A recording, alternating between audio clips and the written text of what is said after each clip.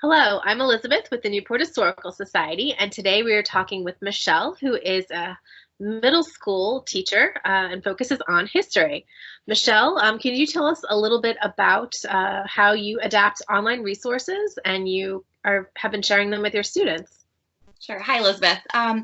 Since everything kind of unfolded, a lot of school districts were given instructions not to advance the curriculum and instead provide various enrichment resources or opportunities for students. And so now that we know that it looks like we're probably going to be out of school and potentially face the reality of not seeing our students again this school year, a lot of us are actually now moving to more quote unquote robust learning plans.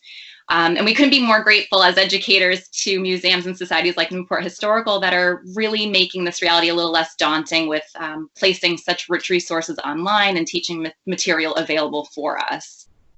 So, what resources do you find most valuable as an educator? All right, so on the Newport Historical Society website, there are three different particular activities and resources that I found incredibly valuable. And were accessible for a variety of different grade levels as well. So there is actually a color-coded scavenger hunt of the museum that you can take your students through. And there's actually a scavenger hunt that students can actually click on different links to access museum items and read about them. So that would be really accessible for younger grade levels, but all the way up through the upper school levels as well. For the middle school ages that are focusing on civics and particularly revolutionary history, there's a fantastic interactive Stamp Act timeline that walks students right through Newport's history involvement with the Stamp Act and the protests.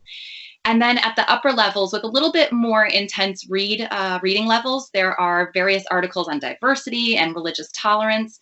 And one of my favorite was actually an essay in regards to Mary Dyer and religious tolerance using the 5 C's. And if you're a historian, you're probably pretty familiar with the 5 C's, which analyze historical thinking. So change over time, context, causality, contingency, and complexity. So those were some 3 different resources that I found available through Newport Historical Society that were incredibly rich for students. Well, thank you very much for sharing this insight. And if you are feeling the quarantine boredom, visit newporthistory.org and shopnewporthistory.com.